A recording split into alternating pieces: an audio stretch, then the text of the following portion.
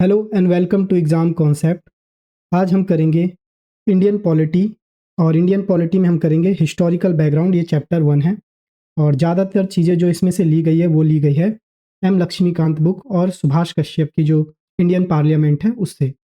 तो लेक्चर को शुरू करने से पहले अगर आपने चैनल को सब्सक्राइब नहीं किया है तो प्लीज़ चैनल को सब्सक्राइब जरूर कर लें अगर अच्छा लगे तो शुरू करते हैं। हिस्टोरिकल बैकग्राउंड देखते हैं हम पहले। तो हुआ ये था कि जो 31 दिसंबर 1600 में क्वीन एलिजाबेथ ने ब्रिटिश ईस्ट इंडिया कंपनी थी उसको एक्सक्लूसिव राइट दिए थे कि वो भारत में जाकर ट्रेड कर सकते हैं। और इसी आधार पे 1608 में ब्रिटिश ईस्ट इंडिया कंपनी ने जो गुजरात है वहाँ सूरत में व्यापार शुरू कर दिया था। और इसके बाद हुआ ये था कि 1757 में प्लासी का युद्ध हुआ था। फिर 1764 में बक्सर का युद्ध हुआ था।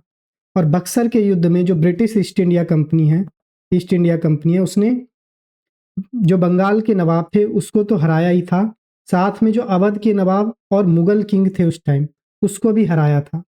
तो उसके बाद एक ट्रीटी हुई थी, इलाहाबाद ट्रीटी। जो इलाहाबाद की संधि हुई थी या ट्रीटी हुई थी तो वो रॉबर्ट क्लाइव के बीच में और मुगल किंग के बीच में हुई थी। तो उस इलाहाबाद ट्रीटी में 1765 में जो ईस्ट इंडिया कंपनी है उसने दीवानी राइट्स जो थे बंगाल, बिहार और उड़ीसा, यहाँ के दीवानी राइट्स जो थे ये ईस्ट इंडिया कंपनी को मिल गए थे। अब इसके बाद हुआ ये कि 1857 में फिर एक क्रांति हुई और 1857 की क्रांति के बाद 1858 में फिर एक एक्ट आया, गवर्नमेंट ऑफ इंडिया एक्ट 1858, जिसके तहत ब्रिटिश क्राउन जो थे उन्होंने जो डायरेक्ट रिस्पॉन्सिबिलिटी है गवर्नेंस की इंडिया में वो अपने हाथों में ले ली, जो कि अभी तक ईस्ट इंडिया कंपनी के हाथों में थी। और फिर 15 अगस्त 1947 को जाकर भारत जो था वो आज़ाद हुआ। अब इस हम ब्रिटिश ईस्ट इंडिया कंपनी जो आई थी उसके रूल्स को दो पार्ट में बांट सकते हैं। पहला, जब कंपनी ने रूल किया था जो कि 1773 से 1858 तक था। फिर जो ब्रिटिश क्राउन ने अपने हाथ में, ब्रिटिश क्वीन या किंग जो थे उस टाइम, उन्होंने अपने हाथ में जो शासन लिया था वो 1858 से 1947 तक था। तो हुआ ये था कि ब्रिटिश ईस्ट इंडिया कंपनी 1608 में तो सूरत में एज ए ट्रेडर के रूप में आई थी। फिर उन्होंने अपनी फैक्ट्री स्टेबलाइज की 1613 के आसपास। इसके बाद हुआ ये, हमने देखा कि 1757 में प्लासी का युद्ध हुआ, 1764 में बक्सर का युद्ध हुआ और बक्सर के युद्ध के बाद 1765 से लेकर के 1772 तक बंगाल में डुअल गवर्नमेंट चला, जिसमें बंगाल के नवाब और बंगाल ईस्ट इंडिया कंपनी जो थी इन दोनों ने मिलकर शासन किया, जिसमें ईस्ट इंडिया कंपनी ने बंगाल, बिहार और उड़ीसा का रेवेन्यू लिया था और सूबेदारी भी ले ली थी। इसके बाद पहली बार जो एक्ट आया था वो 1773 में एक्ट आया था जिसे रेगुलेटिंग एक्ट कहते हैं।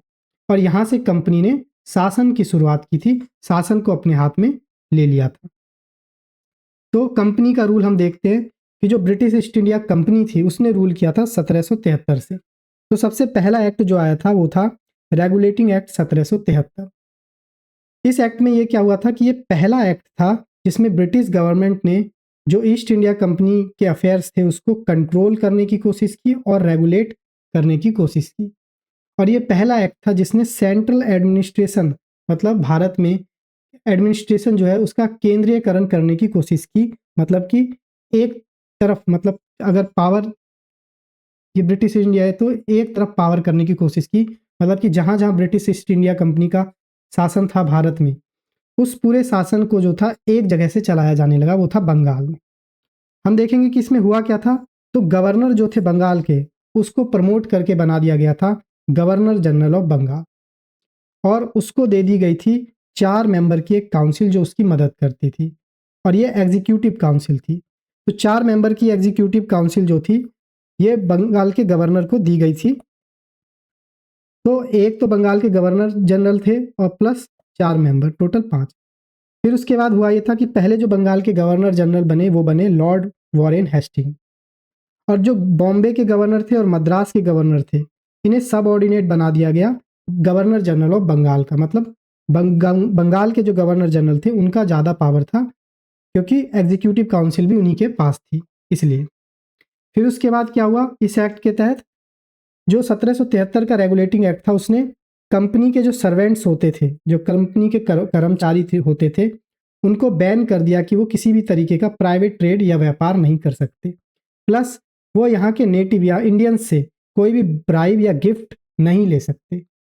इसके साथ रेगुलेटिंग एक्ट 1773 ने के तहत 1774 में सुप्रीम कोर्ट खोला गया कलकत्ता में। इस सुप्रीम कोर्ट में एक चीफ जस्टिस प्लस 3 अदर जजेस होते थे। जो पहले चीफ जस्टिस थे वो थे सर एलिजा इम्पे। ये पहले चीफ जस्टिस बने सुप्रीम कोर्ट ऑफ कलकत्ता के। इसके बाद हम देखते हैं कि इस एक्ट के बाद एक नया एक्ट और आया था 1781 में। इसे अमेंडिंग एक्ट कहते हैं या एक्ट ऑफ सेटलमेंट कहते हैं। हुआ ये था कि 1773 में जो रेगुलेटिंग एक्ट आया था उससे 2 पद बने थे। पहला गवर्नर जनरल ऑफ बंगाल का पद और दूसरा सुप्रीम कोर्ट का जज का पद। तो इससे हुआ था कि उनके बीच में जो पावर को लेके स्ट्रगल होने लग गया और पावर इसी स्ट्रगल में कई क्लैशेज होने लग गए और इसलिए एक्ट ऑफ सेटलमेंट नाम से 1781 में एक नया एक्ट लेके आना पड़ा। इस एक्ट में क्या हुआ, जो गवर्नर जनरल थे और उनकी जो काउंसिल थी, इनको ऑफिशियल कैपेसिटी में अगर ये कुछ करते थे तो इस पे सुप्रीम कोर्ट जो था ये कुछ नहीं कर सकता था। इसे सुप्रीम कोर्ट की जुरिस्डिक्शन से बाहर कर दिया गया, यानी इन्हें एग्जेम्प्ट कर दिया गया। इसी तरह जो कंपनी के सर्वेंट थे, अगर वो ऑफिशियल एक्शन कुछ लेते हैं तो उसको भी इससे एग्जेम्प्ट कर दिया गया कि ये जुरिस्डिक्शन में नहीं आता सुप्रीम कोर्ट के। और रेवेन्यू मैटर जो हुआ करता था वो भी सुप्रीम कोर्ट के जुरिस्डिक्शन से बाहर कर दिया गया, क्योंकि कंपनी ने शासन शुरू ही इसलिए किया था कि वो ज़्यादा से ज़्यादा बंगाल को लूट सके और सुप्रीम कोर्ट में जब भी रेवेन्यू मैटर आता था फिर उस पर फैसला देना पड़ता था। इसलिए रेवेन्यू मैटर को सुप्रीम कोर्ट के जुरिस्डिक्शन से बाहर कर दिया गया। इसके बाद सुप्रीम कोर्ट का जो जुरिस्डिक्शन था वो कलकत्ता के सभी नागरिकों पे लागू हो गया था और अगर कोई भी जजमेंट देनी होती थी तो वो उनके पर्सनल लॉ पे ही देते थे। मतलब अगर कोई हिंदू है, अगर वो गिल्टी पाया जाता है तो उसे हिंदू लॉ के हिसाब से ही जजमेंट दिया जाएगा। कोई मुस्लिम है तो उसे मुस्लिम लॉ के हिसाब से ही जजमेंट दिया जाएगा। इसके बाद एक्ट ऑफ सेटलमेंट से ये एक और चीज़ हुई कि जो प्रोविंशियल कोर्ट थे, इससे जो भी अपील होती थी वो गवर्नर जनरल के पास होने लग गई, ना कि सुप्रीम कोर्ट। मतलब सबसे पहले सबसे निचले स्तर पे कोई भी जाता था तो प्रोविंशियल कोर्ट में जाता था, फिर उसके बाद अगर उससे ऊपर जाना है तो सीधा सुप्रीम कोर्ट नहीं जा सकता था, उसे गवर्नर जनरल के काउंसिल में जाना पड़ेगा, फिर उसके बाद वो सुप्रीम कोर्ट जा सकता था। और गवर्नर जनरल की जो काउंसिल थी वो प्रोविंशियल कोर्ट्स को लेकर के रेगुलेशन बना सकती थी, ये पावर उन्हें दे दी गई। इसके बाद एक और एक्ट आया, पिट्स इंडिया एक्ट 1784 में। तो 1784 में पिट्स इंडिया एक्ट आया और पिट्स इंडिया एक्ट ने क्या किया, सबसे पहले जो कंपनी के कमर्शियल और पॉलिटिकल फंक्शंस थे उन्हें अलग अलग कर दिए। जो कमर्शियल ऑपरेशंस थे उसके लिए एक बॉडी बनाई गई जिसका नाम था कोर्ट ऑफ डायरेक्टर, जो कि पहले से ही थे क्योंकि कोर्ट ऑफ डायरेक्टर ही संभालते हैं हर कंपनी में कमर्शियल ऑपरेशंस को। और दूसरी एक नई बॉडी बनाई गई बोर्ड ऑफ कंट्रोल। ये एक नई बॉडी थी जिसे बनाया गया पॉलिटिकल मैटर्स को देखने के लिए। और इसी तरह से बंगाल ये पिट्स इंडिया एक्ट 1784 के तहत ही डुअल गवर्नमेंट स्ट्रक्चर की शुरुआत हुई। बोर्ड ऑफ कंट्रोल जो था इसके पास पावर थी कि सुपरवाइज कर सकता है कोई भी ब्रिटिश सिविल, मिलिट्री या रेवेन्यू का कोई भी मैटर होगा, ब्रिटिश पोजेशन इंडिया, उसको ये सुपरवाइज करेगा। ब्रिटिश पोजेशन का मतलब कि जितने भी ब्रिटिश ईस्ट इंडिया कंपनी के जो ज़मीनें हैं या जहाँ पे उन्होंने कब्जा कर रखा है इंडिया में, वो ब्रिटिश पोजेशन। इस एक्ट में 2 नई चीज़ें हुई। पहला कि जो कंपनी की जो ज़मीन थी, टेरिटरी थी कंपनी की, उसको पहली बार ब्रिटिश पोजेशन इन इंडिया कहा गया। दूसरा, ब्रिटिश गवर्नमेंट को सुप्रीम कंट्रोल दे दिया गया।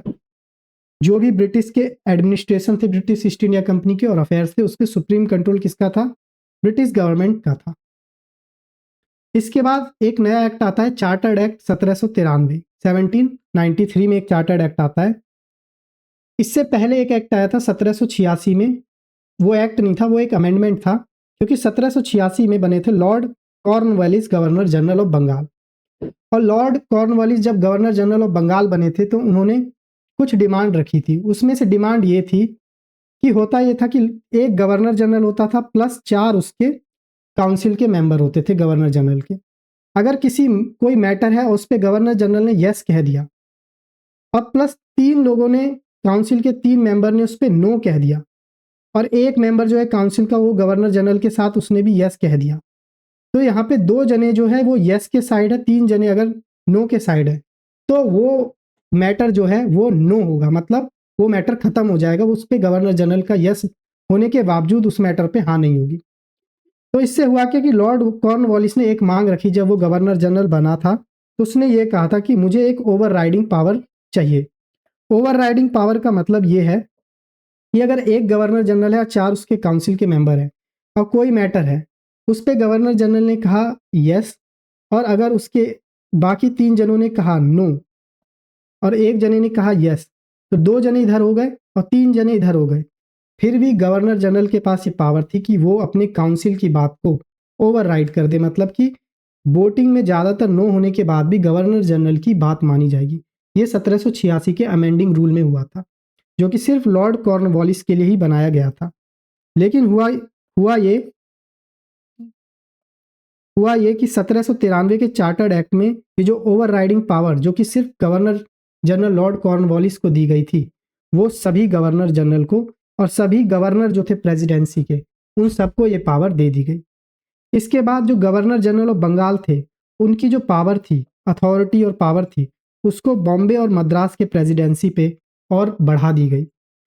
और फिर कमांडर इन चीफ जो थे, ये गवर्नर जनरल के गवर्नर जनरल के काउंसिल में जो मेंबर होते थे, कमांडर इन चीफ जो होते थे वो गवर्नर जनरल के काउंसिल के मेंबर नहीं हो सकते थे जब तक कि उन्हें अपॉइंट ना किया जाए, ताकि गवर्नर जनरल की पावर कम ना हो सके। फिर जो इस एक्ट से हुआ ये कि चार्टर्ड एक्ट 1793 से कि जो बोर्ड ऑफ कंट्रोल थे, उनके मेंबर थे, पहले उनको अभी तक जो सैलरी मिल रही थी वो ब्रिटिश रेवेन्यू से मिल रही थी, बट इस एक्ट के तहत उनकी जो सैलरी थी वो इंडियन रेवेन्यू से मिलनी शुरू हो गई।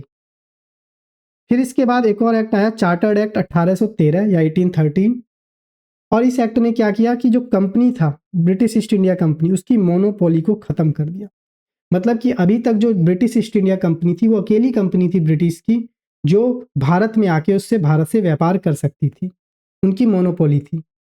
लेकिन 1813 के चार्टर्ड एक्ट ने इस मोनोपोली को खत्म कर दिया। अब ब्रिटेन की कोई भी कंपनी आके भारत में व्यापार कर सकती है, एक्सेप्ट जो चाय है, भारत से जो चाय जाता था अमेरिका में बिकने या चीन में बिकने या कहीं और बिकने, चाय पे टोटल मोनोपोली अभी भी ब्रिटिश ईस्ट इंडिया कंपनी की थी। और चीन से जो भी ट्रेड होगा, व्यापार होगा, उस पर भी मोनोपोली जो थी वो ब्रिटिश ईस्ट इंडिया कंपनी की ही थी। बस इन दो चीज़ों पे ब्रिटिश ईस्ट इंडिया कंपनी की मोनोपोली थी।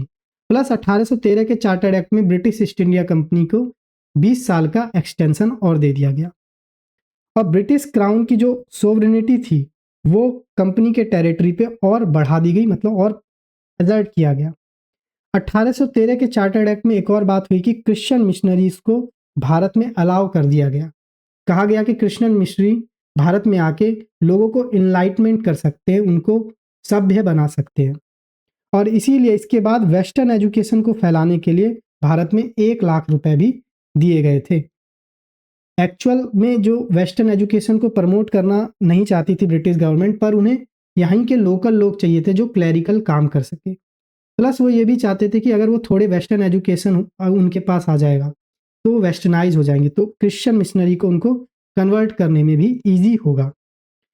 इसी एक्ट के तहत, चार्टर्ड एक्ट 1813 के तहत लोकल गवर्नमेंट जैसे कि पंचायत हो गई, म्यूनसिपैलिटीज हो गई, इनको ये अधिकार दे दिए कि ये टैक्स लगा सकते हैं अपने एरिया में, और जो वो ये टैक्स नहीं पे करेगा उनको ये पनिश भी कर सकते हैं। इसके बाद चार्टर्ड एक्ट 20 साल बाद फिर से आया, चार्टर्ड एक्ट 1833 या 1833। ये फाइनल स्टेप था सेंट्रलाइजेशन ब्रिटिश इंडिया में होने का, मतलब कि पावर का केंद्रीकरण जो करने में ये फाइनल स्टेप था। फीचर्स क्या है, जो गवर्नर जनरल ऑफ बंगाल थे उन्हें फिर प्रमोट करके गवर्नर जनरल ऑफ इंडिया बना दिया गया और उनको सारी सिविल और मिलिट्री पावर दे दी गई। लॉर्ड विलियम बेंटिक जो थे ये पहले गवर्नर जनरल ऑफ इंडिया बने थे। अब इस एक्ट में हुआ ये कि गवर्नर जो थे बॉम्बे के और मद्रास के, इनसे इनकी लेजिस्लेटिव पावर मतलब कानून बनाने की शक्ति ये छीन ली गई और सारी लेजिस्लेटिव पावर जो थी वो दे दी गई गवर्नर जनरल ऑफ इंडिया को। मतलब गवर्नर जनरल ऑफ इंडिया जो थे यही कानून बना सकते थे पूरे ब्रिटिश इंडिया के लिए। एक और चीज़ ये थी कि ऑफिशियली जो हर एक्ट में लिखा जाता था, इस एक्ट से पहले जितने भी एक्ट आए थे उसमें ऑफिशियली उसे रेगुलेशन कहा जाता था, बट ये पहली बार हुआ कि इस एक्ट को एक्ट कहा गया ऑफिशियली। फिर उसके बाद हुआ ये कि 1833 का जो चार्टर्ड एक्ट था, उसने ईस्ट इंडिया कंपनी को पूरी तरीके से कमर्शियल बॉडी जो थी वो खत्म कर दिया। मतलब अब east India company commercial body या व्यापार करने वाली बॉडी नहीं थी, अब वो प्योरली एक एडमिनिस्ट्रेशन बॉडी बन गई, मतलब राज करने वाली बॉडी बन गई। 1833 के चार्टर्ड एक्ट में ये भी अटेम्प्ट किया गया था कि एक ओपन सिस्टम रखा जाए एग्ज़ाम का, जिससे सिविल सर्वेंट का चयन किया जा सके। लेकिन बाद में ये क्या हुआ कि कोर्ट ऑफ डायरेक्टर्स जो थे इन्होंने विरोध किया, तो इस वजह से ये ओपन कंपटीशन मतलब सिविल सर्वेंट्स को सेलेक्ट करने के लिए जो एग्ज़ाम होता है वो रद्द कर दिया गया। ये जो एग्ज़ाम था इसमें इंडियंस भी अलाउड थे कि वो भी आ सकते हैं और एम्प्लॉयमेंट ले सकते हैं कंपनी के अंदर, बट क्योंकि कोर्ट ऑफ डायरेक्टर ने मना कर दिया, अपोज किया, तो इसलिए ये एग्ज़ाम फिर मतलब ये हटा दिया गया। और कंपनी को इसमें स्पेसिफिकली नहीं बताया गया था कि कितने साल का एक्सटेंशन उन्हें मिल रहा है। इससे पहले हर चार्टर्ड एक्ट में ये बताया जाता था कि कंपनी को 20 साल का एक्सटेंशन मिल रहा है। फिर इसके बाद 1853 में फिर से एक चार्टर्ड एक्ट आया, और ये लास्ट चार्टर्ड एक्ट था जो ब्रिटिश पार्लियामेंट ने पास किया था 1793 से 1853। हालांकि 1833 में बताया गया था कि 20 साल का एक्सटेंशन मिलेगा, 1853 वाले चार्टर्ड एक्ट में ये नहीं बताया गया था कि इन्हें 20 साल का और एक्सटेंशन मिलेगा। तो पहली बार ये हुआ कि जो गवर्नर जनरल ऑफ इंडिया थे उनकी अब लेजिस्लेटिव यानी कानून बनाने वाली जो बॉडी है और एग्जीक्यूटिव फंक्शन, इन दोनों को अलग कर दिया गया। पहले ये एक ही थे। लेजिस्लेटिव का काम होता है कानून बनाना, एग्जीक्यूटिव का काम होता है उस कानून को इम्प्लीमेंट करना। जैसे मोदी सरकार में जो मोदी सरकार जो ये सरकार एक तरीके की एग्जीक्यूटिव होती है, ये लॉ को इम्प्लीमेंट करती है, और जैसे हमारा पार्लियामेंट है वो एक तरीके का लेजिस्लेशन होता है। तो अब गवर्नर जनरल ऑफ इंडिया बन चुके थे पूरे भारत के गवर्नर जनरल ऑफ इंडिया, तो उनको चाहिए था कि और ज़्यादा उनके पास लोग हों और उनकी लेजिस्लेटिव फंक्शन और एग्जीक्यूटिव फंक्शन अलग हो, तो वो इस एक्ट से अलग हो गई थी 1853 के चार्टर्ड एक्ट से। और क्योंकि ये लेजिस्लेटिव फंक्शन और एग्जीक्यूटिव फंक्शन अलग हुए थे, तो 6 नए लोगों को लेजिस्लेटिव बॉडी में रखा गया। 6 नए लोगों को, इनका काम था ये लेजिस्लेशन को संभालेंगे, कानून बनाएंगे। मतलब अगर हम दूसरे वर्ड में कहें तो गवर्नर जनरल की अपनी खुद की एक लेजिस्लेटिव काउंसिल थी, जिसे हम इंडियन लेजिस्लेटिव काउंसिल भी कह सकते हैं, और ये एक मिनी पार्लियामेंट की तरह भी काम करती थी, जैसे कि ब्रिटिश पार्लियामेंट वहां पे काम करती थी। 1853 के चार्टर्ड एक्ट में एक ओपन कंपटीशन सिस्टम रखा गया सिविल सर्वेंट के रिक्रूटमेंट के लिए, और इसके लिए एक कमेटी बनाई गई 1854 में, मकाउले कमेटी। तो इस कमेटी का काम था कि कैसे ब्रिटिश सिविल सर्वेंट का रिक्रूटमेंट हो। इसके बाद 1853 के चार्टर्ड एक्ट में और देखेंगे कि इसने पहली बार लोकल रिप्रेजेंटेशन की शुरुआत की थी लेजिस्लेटिव काउंसिल में। जो लेजिस्लेटिव काउंसिल थे उसमें 6 जनों को ऐड किया गया था।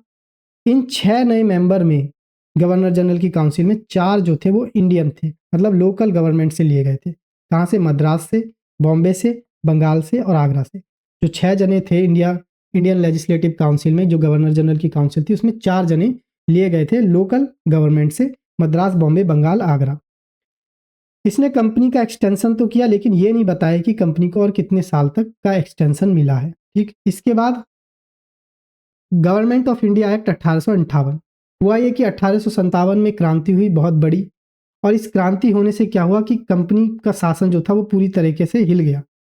इस वजह से हुआ कि गवर्नमेंट, जो ब्रिटिश क्राउन थे, उन्होंने अपने हाथ में अब शासन लेने की शुरुआत कर दी, और इसी के लिए एक एक्ट आया गवर्नमेंट ऑफ इंडिया एक्ट 1858 1858। इस एक्ट को act for the good government of India भी कहते हैं। ये उन्होंने अपने आप से कहा था कि अब हम जो था अच्छे से गवर्न करेंगे इंडिया को, इसलिए। और इसमें हुआ क्या, जो कंपनी ईस्ट इंडिया कंपनी जो थी इसे अबॉलिश कर दिया गया, खत्म कर दिया गया, और ईस्ट इंडिया कंपनी की जितनी भी पावर थी वो ब्रिटिश गवर्नमेंट या ब्रिटिश क्राउन के हाथ में आ गई। और इसीलिए जो गवर्नर जनरल ऑफ इंडिया था इसका डेजिग्नेशन अब चेंज कर दिया गया, इसको वॉइस रॉय ऑफ इंडिया कहने लगे। पर गवर्नर जनरल ऑफ इंडिया भी थे ये, तो governor general of India plus voice Roy of India भी इन्हें कहते थे, governor general of India plus voice Roy of India. क्यों? क्योंकि ये डायरेक्ट रिप्रेजेंट करते थे किसको? ब्रिटिश क्राउन को। तो इंडिया में ये ब्रिटिश क्राउन को रिप्रेजेंट करते थे, इसीलिए इन्हें ब्रिटिश क्राउन का वॉइस रॉय कहते थे और भारत में इन्हें गवर्नर जनरल ऑफ इंडिया कहते थे। लॉर्ड कैनिंग जो थे ये पहले वॉइस रॉय ऑफ इंडिया बने, लॉर्ड कैनिंग। और इन्होंने सबसे पहले आते ही क्या किया, जो डबल गवर्नमेंट था उसे खत्म किया। डबल गवर्नमेंट कब आया था, तो पिट्स इंडिया एक्ट आया था 1784 में, तब डबल गवर्नमेंट आया था, जिससे जो कोर्ट ऑफ डायरेक्टर्स थे वो तो पहले से थे ही, बोर्ड ऑफ कंट्रोल बनाया गया था पॉलिटिकल एक्टिविटी को देखने के लिए ब्रिटिश ईस्ट इंडिया कंपनी के, जबकि कोर्ट ऑफ डायरेक्टर जो थे ब्रिटिश के कमर्शियल मैटर्स को देखते थे। इसके बाद हुआ कि एक नया ऑफिस और बनाया गया जिसे secretary of state for India कहते हैं। ये secretary of state for India कौन था, तो ये ब्रिटिश पार्लियामेंट का या ब्रिटिश कैबिनेट का एक मेंबर था और जो पूरी तरीके से रिस्पॉन्सिबल था ब्रिटिश पार्लियामेंट की तरफ। ठीक है, तो ये वो था। और ये सेक्रेटरी ऑफ स्टेट को असिस्ट करने के लिए 15 मेंबर की काउंसिल बनाई गई। इसका काम था सेक्रेटरी ऑफ स्टेट को एडवाइज करना, ये एक एडवाइजरी बॉडी थी। फिर उसके बाद आया 1861 में काउंसिल एक्ट। हुआ ये कि 1857 की जो क्रांति आई थी उससे हुआ कि ब्रिटिश गवर्नमेंट को अब लगा कि अगर हम यहाँ के जो छोटे राजा हैं, जितने भी रूलर्स हैं छोटे मोटे, इनकी मदद लें तो हमारी सरकार, मतलब हम लंबे टाइम तक राज कर सकते हैं, क्योंकि अगर कल को कोई भी विद्रोह हुआ तो इनकी मदद से वो विद्रोह को दबा देंगे, जैसा कि 1857 में इन्होंने किया था। इसीलिए यहाँ पे ज़्यादा सपोर्ट हासिल करने के लिए 3 काउंसिल एक्ट आए, इंडियन काउंसिल एक्ट। पहला आया इंडियन काउंसिल एक्ट 1861, फिर इंडियन काउंसिल एक्ट 1892, फिर इंडियन काउंसिल एक्ट 1909। तो ये 3 काउंसिल एक्ट आए थे। इसमें हुआ क्या, इंडियन काउंसिल एक्ट 1861 में कि यहाँ से रिप्रेजेंटेटिव इंस्टीट्यूशन, मतलब रिप्रेजेंटेशन जो था इंडियंस का, कहाँ पे, जो लॉ मेकिंग बॉडी थी उसमें इंडियंस का जो रिप्रेजेंटेशन था वो होना शुरू हो गया। 1862 में जो लॉर्ड कैनिंग जो थे, जो कि governor general of India plus voice Roy जो थे ब्रिटिश क्राउन के, वो इन्होंने 3 इंडियंस को नॉमिनेट किया था अपनी लेजिस्लेटिव काउंसिल में। और ये लेजिस्लेटिव काउंसिल जो था सेपरेट कब हुई थी, तो ये लेजिस्लेटिव काउंसिल सेपरेट हुई थी 1853 में, जो सेपरेट हुई थी लेजिस्लेटिव और एग्जीक्यूटिव। तो उसी में राजा ऑफ बनारस, महाराजा ऑफ पटियाला और सर दिनकर राव, इन तीनों को नॉमिनेट किया गया था। इनकी governor general of India plus voice Roy of India हम कह सकते हैं, इनकी लेजिस्लेटिव काउंसिल में इनको जगह दी गई थी। और यहीं से डिसेंट्रलाइजेशन जो है इसकी प्रोसेस की शुरुआत हो गई थी। मतलब 1833 आते आते ब्रिटिश ईस्ट इंडिया कंपनी क्या कर रही थी, सेंट्रलाइज कर रही थी। पहले उन्होंने गवर्नर और बंगाल को गवर्नर जनरल ऑफ बंगाल बनाया और बॉम्बे और मद्रास को उसका सबऑर्डिनेट कर दिया। इसके बाद 1833 में उन्होंने गवर्नर जनरल ऑफ बंगाल को गवर्नर जनरल ऑफ इंडिया बना दिया और सारी लेजिस्लेटिव पावर छीन ली बॉम्बे और मद्रास के गवर्नर से। बट 1861 के काउंसिल एक्ट से क्या किया, इसको डिसेंट्रलाइजेशन प्रोसेस को फिर से शुरू कर दिया। डिसेंट्रलाइजेशन मतलब पहले केंद्रीयकरण हो रहा था, अब विकेंद्रीयकरण करना शुरू कर दिया। इससे हुआ कि वापस जो लेजिस्लेटिव पावर थी बॉम्बे और मद्रास को, वो उनको वापस पावर दे दी गई और डिसेंट्रलाइजेशन की यहाँ से शुरुआत हुई। इसके बाद नए लेजिस्लेटिव काउंसिल्स भी बनाए गए। पहले लेजिस्लेटिव काउंसिल छीने जा रहे थे, अब नए लेजिस्लेटिव काउंसिल बनाए गए। बंगाल में नया लेजिस्लेटिव काउंसिल बना 1862 में, नॉर्थ वेस्ट प्रोविंस में लेजिस्लेटिव काउंसिल बना 1886 में और पंजाब में लेजिस्लेटिव काउंसिल बना 1897 में। इसके बाद इसी एक्ट से 1861 के काउंसिल, इंडियन काउंसिल एक्ट से पोर्टफोलियो सिस्टम की शुरुआत हुई। पोर्टफोलियो सिस्टम की शुरुआत लॉर्ड कैनिंग ने 1859 में ही कर दी थी। पोर्टफोलियो सिस्टम कैसे होता है, जैसे आज प्राइम मिनिस्टर है, ये प्राइम मिनिस्टर होते हैं, फिर डिफरेंट मिनिस्ट्री ये बांटते हैं हर मिनिस्टर को अपने आधार पे। मतलब ये सारे आते हैं प्राइम मिनिस्टर के अंदर में मिनिस्ट्री, पर वो हर किसी को वो मिनिस्ट्री बांट देते हैं। तो ये पोर्टफोलियो सिस्टम होता है। उसी प्रकार लॉर्ड कैनिंग ने जो मिनिस्ट्री थी वो कई लोगों को बांट दी, अपनी कई लोगों को मिनिस्टर बना दिया अपने एग्जीक्यूटिव काउंसिल में। इसके बाद इंडियन काउंसिल एक्ट 1892 आया।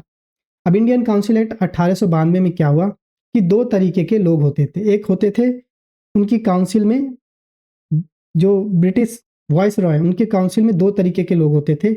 एक नॉन ऑफिशियल मेंबर जो ऐड करते थे, ज़्यादातर इंडियंस होते थे, और एक ऑफिशियल मेंबर जो होते थे जिन्हें वो अपॉइंट करते थे, चाहे तो सिविल सर्वेंट हो सकते हैं वो जो एग्जाम के थ्रू आए, या ब्रिटिश सरकार द्वारा भेजे गए थे, वो होते थे ऑफिशियल। उसमें ज़्यादातर गोरे लोग होते थे। तो एक होते थे ऑफिशियल, एक होते थे नॉन ऑफिशियल। इस एक्ट में 1892 के एक्ट में उन्होंने इंक्रीज कर दिया नंबर किसका, नॉन ऑफिशियल मेंबर्स का। कहाँ पे, सेंटर और प्रोविंस दोनों जगह पे। लेकिन जो ऑफिशियल्स थी उनकी मेजोरिटी जो थी ये मेंटेन की गई। इसके बाद उन्होंने एक्सपेंड कर दिया रोल जो होता था लेजिस्लेटिव काउंसिल का, उसमें लोगों के रोल होते थे मेंबर के, उनको भी बढ़ाया।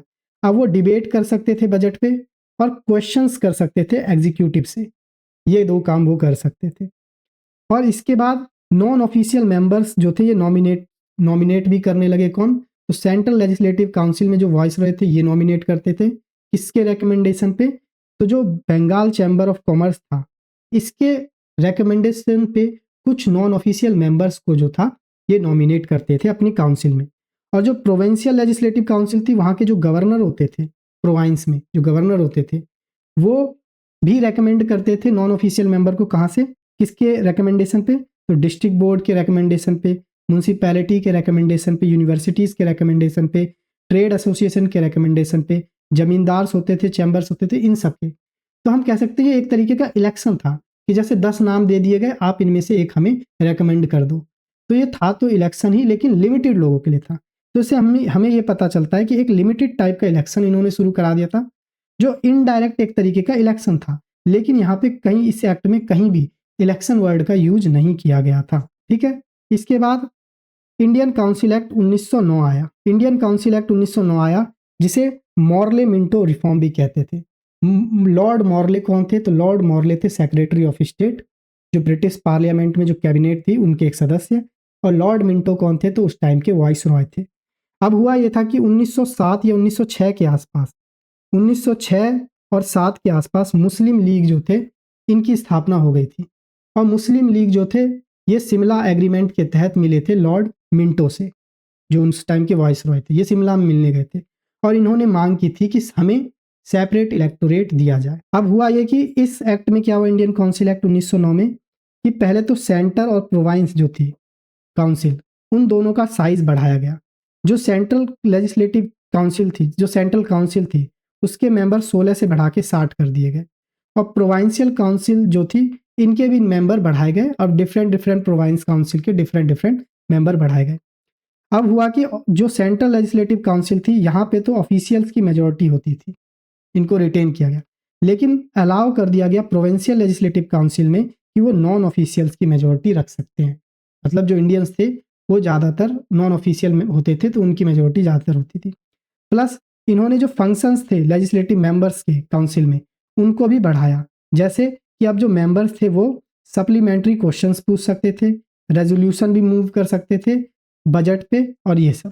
फिर उसके बाद हुआ कि वॉइस रॉय जो थे और गवर्नर जो थे इन्होंने इंडियंस को अपने एग्जीक्यूटिव काउंसिल में भी ऐड करना शुरू कर दिया। पहले लेजिस्लेटिव काउंसिल में ऐड करते थे। लेजिस्लेटिव का काम होता है कानून बनाना और एग्जीक्यूटिव होती है सरकार जिसका काम होता है इम्प्लीमेंट करना। अब इन्होंने एग्जीक्यूटिव में भी इंडियंस को जगह देनी शुरू कर दी, जो कि एक बहुत बड़ी बात थी कि सरकार में ही सीधा जगह देनी शुरू कर दी। तो सत्येंद्र प्रसाद सिन्हा ये पहले इंडियन थे जिन्होंने वॉइस रॉय के एग्जीक्यूटिव काउंसिल को ज्वाइन किया था। इसके बाद देखें तो 1909 के जो मॉर्ले मिंटो रिफॉर्म था 1909 का, जिसे इंडियन काउंसिल एक्ट 1909 भी कहते हैं, इसमें पहली बार मुस्लिम्स को सेपरेट इलेक्टोरेट दिया गया था, क्योंकि मुस्लिम शिमला समझौते पे या शिमला एग्रीमेंट करने गए थे शिमला में लॉर्ड मिंटो से, और उसी बेस पे उनकी मांगों को मान लिया गया मुस्लिम लीग की, और मुस्लिम को सेपरेट इलेक्टोरेट दे दिया गया 1909 के एक्ट से। और लॉर्ड मिंटो जो थे इसीलिए उन्हें फादर ऑफ कम्युनल इलेक्टोरेट कहा गया। इसके साथ साथ इन्होंने सेपरेट रिप्रेजेंटेशन जो प्रेसिडेंसी के कॉरपोरेशंस होते थे उन्हें भी दिया, चैम्बर ऑफ कॉमर्स, यूनिवर्सिटीज़ और जमींदार, इनको भी सेपरेट रिप्रेजेंटेशन दिया था, लेकिन सेपरेट इलेक्टोरेट दिया था मुस्लिम्स को। इसके बाद गवर्नमेंट ऑफ इंडिया एक्ट आया 1919 में, जिसे कहते हैं मॉन्टेगू चैम्सफोर्ड रिफॉर्म। जो मॉन्टेगू थे ये सेक्रेटरी ऑफ स्टेट थे और लॉर्ड चैम्सफोर्ड थे ये वॉइस रॉय ऑफ इंडिया थे। इन्होंने अब क्या किया कि जितने भी सब्जेक्ट हुआ करते थे जिस पे कानून बनते थे, जिस पे एडमिनिस्ट्रेशन होता था, उसको दो पार्ट में बांट दिया, एक सेंट्रल सब्जेक्ट, एक प्रोविंशियल सब्जेक्ट। मतलब कि कुछ सब्जेक्ट होंगे जिसपे सिर्फ सेंटर ही कानून बना सकता है और कुछ सब्जेक्ट होंगे जिसपे सिर्फ प्रोविंस कानून बना सकता है। इस एक्ट ने रिलैक्स कर दिया सेंट्रल का कंट्रोल किस पे, प्रोविंस पे। क्यों? क्योंकि उन्होंने सब्जेक्ट अपने अपने बांट लिए। तो अब प्रोविंस पे उसका कोई वो नहीं है, सेंटर अपने सब्जेक्ट पे लॉ बनाएगा, प्रोविंस अपने सब्जेक्ट पे लॉ बनाएगी। जो सेंट्रल और लेजिस्लेटिव प्रोविंशियल लेजिस्लेचर था वो अपने अपने रिस्पेक्टिव लिस्ट में सब्जेक्ट पे कानून बना सकते थे, लेकिन जो सरकार थी, स्ट्रक्चर जो था सरकार का वो अभी भी सेंट्रलाइज या यूनिटरी था। अभी भी स्ट्रक्चर जो था सरकार का वो सेंट्रलाइज था। इसके बाद प्रोविंशियल सब्जेक्ट जो थे, जो प्रोविंशियल सब्जेक्ट जो थे, इसको फिर से दो पार्ट में बांटा गया। इसको दो पार्ट में बांटा गया, एक था ट्रांसफर सब्जेक्ट, एक था रिजर्व सब्जेक्ट। ट्रांसफर सब्जेक्ट वो होता था जिसमें जो गवर्नर होते थे वो लेजिस्लेटिव काउंसिल के साथ पे उनके से एडवाइस करके डिस्कशन करके उस पर कानून बनाते थे या डिसीजन लेते थे, जैसे कि public health, education, local self government और एग्रीकल्चर। और जबकि रिजर्व सब्जेक्ट वो होते थे जिस पे जो गवर्नर होते थे प्रोविंस के, वो अपनी एग्जीक्यूटिव काउंसिल जो होती थी उनके साथ मिलकर उस पर कानून बनाते थे। मतलब कि एग्जीक्यूटिव मतलब सरकार, मतलब उसमें गवर्नर की पावर सबसे ज़्यादा होती थी। लेजिस्लेटिव मतलब उसमें इंडियंस भी होते थे और उसमें गवर्नर की पावर कम होती थी। तो इसीलिए जो रिजर्व सब्जेक्ट थे उसमें इंपॉर्टेंट मुद्दे होने लगे। मतलब रिजर्व सब्जेक्ट में इंपॉर्टेंट मुद्दे रखे गए, जैसे पुलिस मैटर रखा गया, एडमिनिस्ट्रेशन ऑफ जस्टिस का मैटर रखा गया, प्रिजन जो होते हैं जेल उसका मैटर रखा गया, लैंड रेवेन्यू रखा गया, फाइनेंस रखा गया। मतलब जो भी इंपॉर्टेंट मुद्दे थे, मैटर थे, वो रिजर्व लिस्ट में रखे गए, क्योंकि इस पे गवर्नर की ज़्यादा पावर थी, क्योंकि इसमें गवर्नर अपने एग्जीक्यूटिव काउंसिल के साथ मिलकर लॉ बनाते थे। जबकि ट्रांसफर सब्जेक्ट में गवर्नर जो थे वो लेजिस्लेटिव बॉडी के साथ मिलकर, लेजिस्लेटिव काउंसिल के साथ मिलकर लॉ बनाते थे। इस वजह से तो वही चीज़ लिखी है कि ट्रांसफर सब्जेक्ट जो होते थे उसमें गवर्नर जो थे अपने मिनिस्टर जो होते थे लेजिस्लेटिव काउंसिल के, उनके साथ मिलके काम करते थे या एडमिनिस्ट्रेट करते थे। जबकि रिजर्व सब्जेक्ट जो थे इस पे गवर्नर जो थे ये अपनी एग्जीक्यूटिव काउंसिल के साथ मिलके काम करते थे या एडमिनिस्टर करते थे, और इसमें किसी भी प्रकार का वो रिस्पॉन्सिबल जवाबदेह नहीं होते थे लेजिस्लेटिव काउंसिल को। मतलब लेजिस्लेटिव काउंसिल इस मैटर पे, रिजर्व सब्जेक्ट के मैटर पे उनसे कोई सवाल नहीं कर सकते थे। और इसी स्कीम को कहा गया डायरकी सिस्टम। तो डायरकी सिस्टम कब शुरू हुआ था? वो इसी एक्ट से शुरू हुआ था। और इसने पहली बार, इस एक्ट ने मोंटेगू चेम्सफोर्ड रिफॉर्म जो था 1919 का, इसने पहली बार बाय कैमरल की शुरुआत की और डायरेक्ट इलेक्शन की शुरुआत। बाय कैमरल जैसे कि हमारी पार्लियामेंट, पार्लियामेंट में, ये पार्लियामेंट है, इसके दो सदन होते हैं, एक होता है लोकसभा और एक होता है राज्यसभा। तो हमारी पार्लियामेंट बाय कैमरल है। तो ये पहली बार इसकी भी शुरुआत हुई। इसमें अपर हाउस हुआ जिसे काउंसिल ऑफ स्टेट कहते थे, और इसे ही आज हम राज्यसभा कहते हैं। और एक लोअर हाउस थी जिसे लेजिस्लेटिव असेंबली कहते हैं, जिसे आज हम लोकसभा कहते हैं। तो इसकी शुरुआत हुई। मेजॉरिटी जो मेंबर थे वो दोनों जगह डायरेक्ट इलेक्शन से चुने गए, चाहे वो इसमें हो या दोनों में, मतलब अपर काउंसिल ऑफ स्टेट में भी और लेजिस्लेटिव असेंबली में भी। इसके बाद इस एक्ट के तहत क्या हुआ कि जो 3 मेंबर थे, हर 6 मेंबर जो वायसरॉय के एग्जीक्यूटिव काउंसिल में वायसरॉय प्लस 6 मेंबर होते थे, उस 6 में से अब 3 जो होंगे वो अनिवार्य होंगे कि वो इंडियन ही होने चाहिए। इंडियन मतलब Indian origin, excluding commander in chief, मतलब कमांडर इन चीफ जो होगा वो इंडियन नहीं होना चाहिए किसी भी कीमत पे। उसको छोड़ के कोई भी 6 में से 3 मेंबर इंडियन ओरिजिन के या इंडियन हो सकते हैं।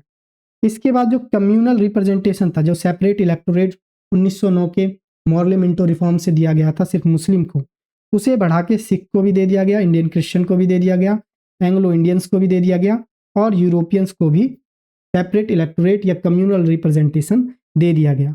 इसके बाद जो फ्रेंचाइजी थी, यानी एक तरीके का वोट करने का अधिकार, वो दिए गए लिमिटेड नंबर को, उनके प्रॉपर्टी टैक्स और अदर क्वालिफिकेशंस के बेस पे। मतलब वोट करने का अधिकार भी जो था फ्रेंचाइज करने का, वो लिमिटेड नंबर को मोंटेग्यू चेम्सफोर्ड रिफॉर्म जो 1919 के गवर्नमेंट ऑफ इंडिया एक्ट से आया था उसमें दिए गए। और ये हाई कमिश्नर जो थे इंडिया के, उनका ऑफिस खोला गया लंदन में, और कुछ फंक्शंस जो थे सेक्रेटरी ऑफ स्टेट के वो उनको सौंप दिए गए इसी एक्ट से। और क्या क्या हुआ इस एक्ट में? तो इस एक्ट में जो 1919 का मोंटेग्यू चेम्सफोर्ड रिफॉर्म था या मोंटेग्यू चेम्सफोर्ड एक्ट था, इससे पीसीएस पब्लिक सर्विस कमीशन बनाया गया, जिसमें सेंट्रल पब्लिक सर्विस कमीशन जो था ये सेटअप किया गया 1926 में। यही सेंट्रल पब्लिक सर्विस कमीशन अब यूनियन पब्लिक सर्विस कमीशन के नाम से है, और ये 1926 में बनाया गया, जिसका काम था सिविल सर्वेंट को रिक्रूट करना, पहली बार जो था प्रोविंशियल बजट और सेंट्रल बजट जो था इनको अलग किया गया, सेपरेट किया गया। मतलब प्रोविंस का बजट अलग होता था और सेंट्रल का बजट अलग होता था।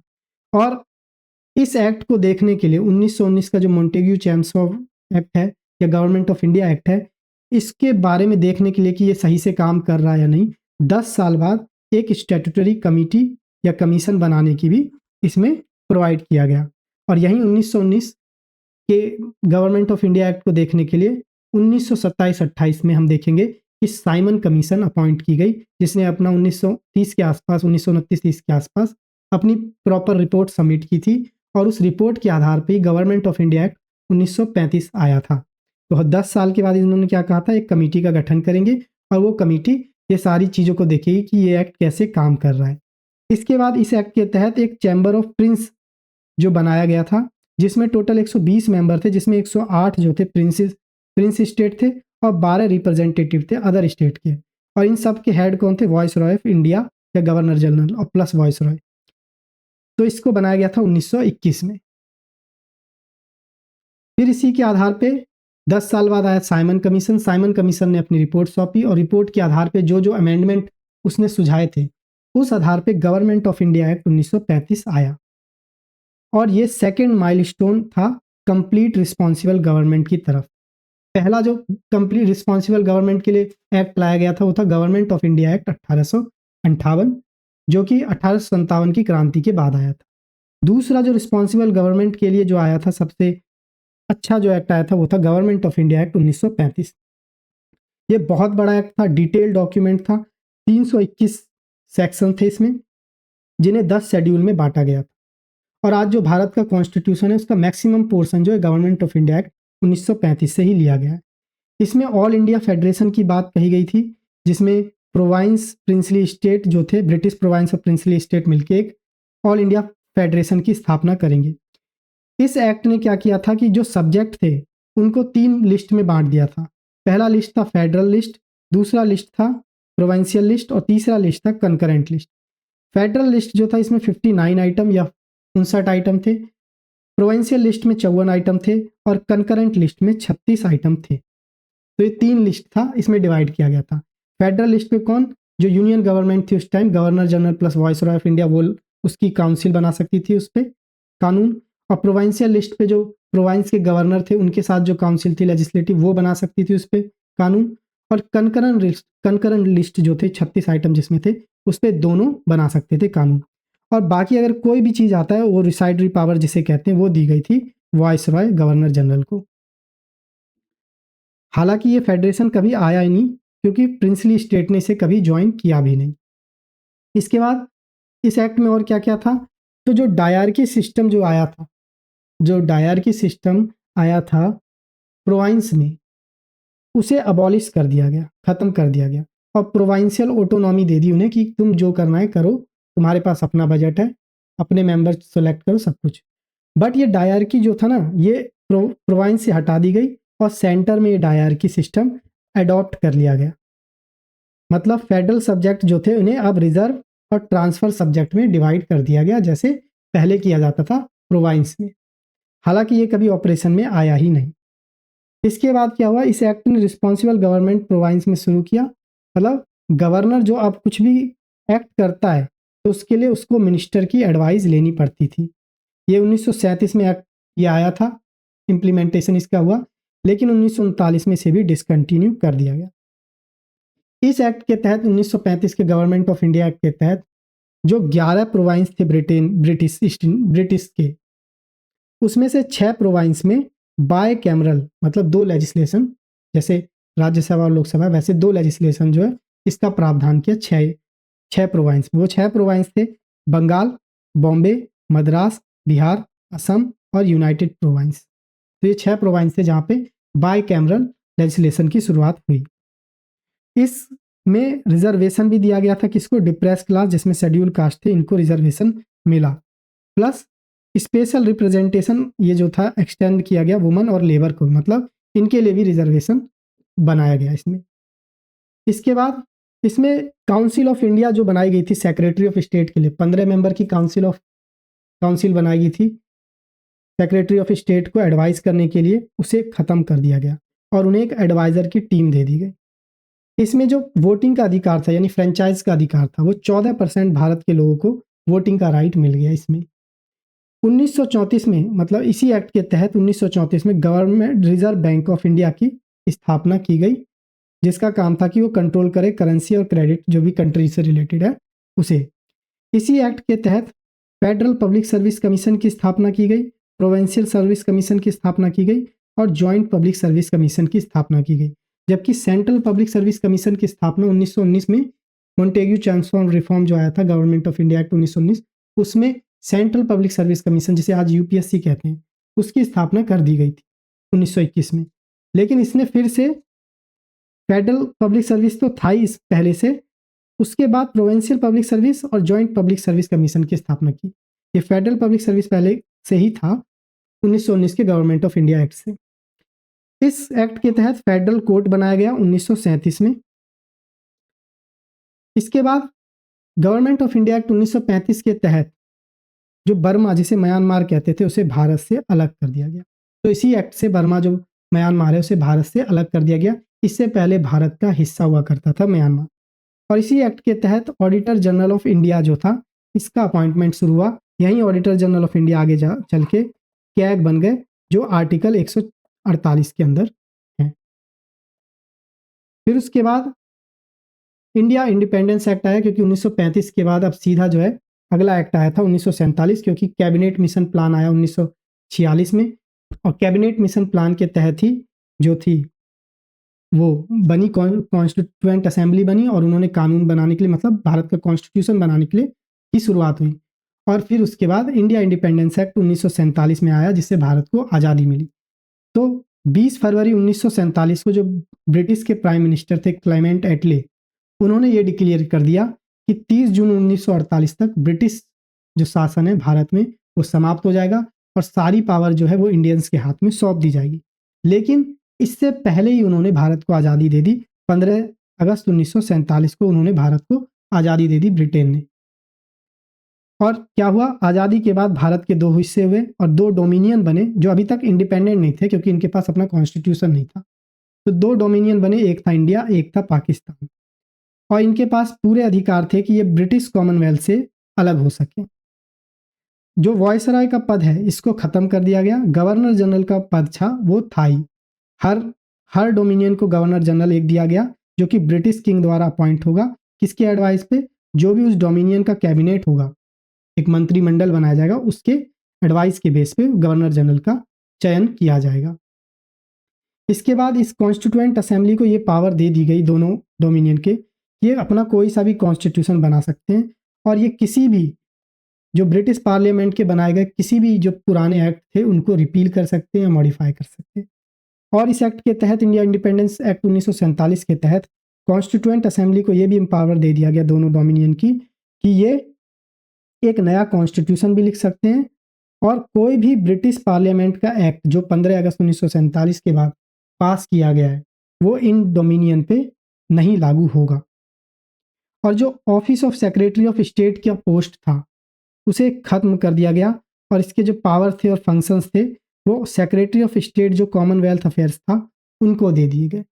और ब्रिटिश पारामाउंटेंसी जो थी ये लैप्स करेगी कब? 15 अगस्त 1947 को। लैप्स मतलब कि ब्रिटिश शासन जो था खत्म हो गया 15 अगस्त 1947 को।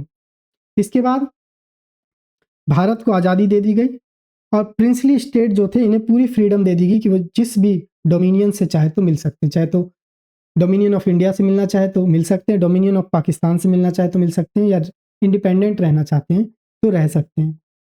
और जो ये कहा गया कि जब तक भारत का या पाकिस्तान जो दोनों डोमिनियन है इनका कॉन्स्टिट्यूशन नहीं बन जाता तब तक जो है वो गवर्नमेंट ऑफ इंडिया एक्ट 1935 के तहत अपने जो क्षेत्र हैं उसमें डोमिनियन में चला सकते हैं, गवर्नेंस कर सकते हैं और चाहे तो उसमें कुछ बदलाव भी कर सकते हैं, ये उनकी मर्जी है, उनमें मॉडिफिकेशन किया जा सकता है। इस एक्ट के तहत हुआ ये कि ब्रिटिश मोनार्क के जो राइट थे बिल को वीटो करने के या रिजर्व करने के वो खत्म कर दिए गए और ये राइट, लेकिन जो गवर्नर जनरल के राइट थे बिल को वीटो करने के वो अभी भी थे, रिजर्व करने के अभी भी थे। और गवर्नर जनरल ऑफ इंडिया जो थे, प्रोविंशियल गवर्नर जो थे, ये नॉमिनल हेड बना दिए गए हर स्टेट के। इसके बाद आगे देखेंगे कि जो ब्रिटिश के एम्पेरियर थे, मतलब ब्रिटिश जो क्राउन थे, उन्होंने अपने जो रॉयल टाइटल है उसमें एम्पीरियर ऑफ इंडिया जो था लिखा रहता था उसको हटा दिया, और ब्रिटिश ने सिविल सर्वेंट जो इंडिया के लिए अपॉइंट करते थे उनको भी ख़त्म कर दिया इसी टाइम से, इंडिया इंडिपेंडेंस एक्ट 1947 से। इसके बाद हम देखते हैं कि जो पहली इंटरिम गवर्नमेंट बनी थी डोमिनियन ऑफ इंडिया की, मतलब अभी तक इंडिया आज़ाद नहीं हुआ था लेकिन एक डोमिनियन बनाई गई थी, तो उसमें एक मंत्रिमंडल बनाया गया था जिसका काम था जब तक भारत का कॉन्स्टिट्यूशन नहीं बन जाता तब तक के लिए एक तरीके का मंत्रिमंडल था, जब तक कि भारत आज़ाद नहीं हो जाता तब तक के लिए था। तो इस मंत्रिमंडल में हुआ ये, एक मिनट,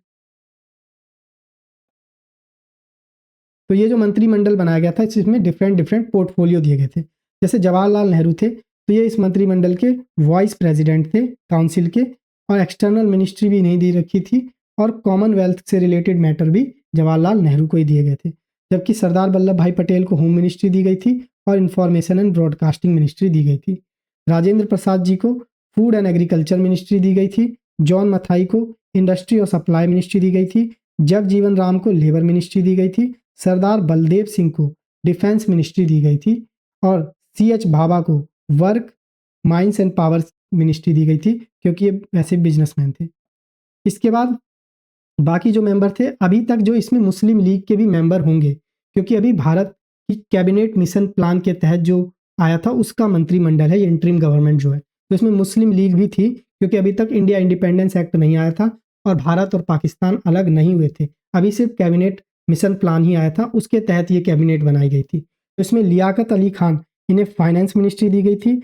अब्दुल रब निस्तार को पोस्ट एंड एयर मिनिस्ट्री दी गई थी। आसिफ अली को रेलवे मिनिस्ट्री दी गई थी। सी राजगोपालाचारी को education ministry, art education plus art ministry, और कॉमर्स मिनिस्ट्री दी गई थी चुंद्रीगढ़ को, और हेल्थ मिनिस्ट्री दी गई थी गजनफर अली खान को, और लॉ मिनिस्ट्री दी गई थी जोगेंद्र नाथ मंडल को। बाद में इनमें से कुछ लोग जो हैं मुस्लिम लीग बना जो थे इसके तहत पाकिस्तान की मांग करते हैं और बाद में पाकिस्तान बन जाता है, तो उसके बाद फिर से एक मिनिस्ट्री बनाई जाती है। इंडिया इंडिपेंडेंस एक्ट के तहत जब भारत आज़ाद हो जाता है तो फिर से एक मिनिस्ट्री का गठन किया जाता है, एक मंत्रिमंडल का गठन किया जाता है, और ये जो 1947 की पहली कैबिनेट थी इंडिया इंडिपेंडेंस एक्ट के तहत जो बनी थी, तो इसमें फिर से पोर्टफोलियो दिए जाते हैं। तो जवाहरलाल नेहरू को जो दिए गए थे, प्राइम मिनिस्टर बनाया गया था, एक्सटर्नल अफेयर्स, कॉमनवेल्थ रिलेशन और साइंटिफिक रिसर्च, ये मिनिस्ट्री दी गई थी जवाहरलाल नेहरू को। कौन से में? जो इंडिया इंडिपेंडेंस एक्ट के तहत पहली कैबिनेट बनी थी।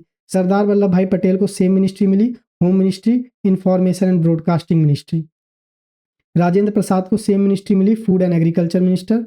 एजुकेशन मिनिस्टर जो था पहले राजगोपालाचारी को मिली थी, वो अब मौलाना अब्दुल कलाम आज़ाद को मिली। जॉन मथाई को रेलवे एंड ट्रांसपोर्ट मिनिस्ट्री मिली, और शंमुगम चेट्टी को फाइनेंस मिनिस्ट्री मिली, और इस बार डॉक्टर BR अम्बेडकर को मिला लॉ मिनिस्ट्री। इसके बाद नेक्स्ट जो थे जगजीवन राम को मिली लेबर मिनिस्ट्री, और सरदार बलदेव सिंह को डिफेंस मिनिस्ट्री, जो पिछली बार भी इन्हें डिफेंस मिनिस्ट्री मिली थी। राजकुमारी अमृत कौर को हेल्थ मिनिस्ट्री। CH भाभा को कॉमर्स मिनिस्ट्री, क्योंकि CH भाभा जो थे ये इंडस्ट्रियलिस्ट थे तो इन्हें कॉमर्स मिनिस्ट्री ही दी गई। रफ़ी अहमद किदवई को दी गई थी कम्युनिकेशन मिनिस्ट्री, और श्यामा प्रसाद मुखर्जी को इंडस्ट्रीज एंड सप्लाईज मिनिस्ट्री दी गई थी, और VN गडगिल को work, mine and power ministry दी गई थी। तो इस तरीके से ये पहला लेक्चर जो ये ख़त्म होता है। अगर आपको ये लेक्चर अच्छा लगे तो प्लीज़ एग्ज़ाम कॉन्सेप्ट को सब्सक्राइब जरूर करें। जब तक के लिए थैंक यू।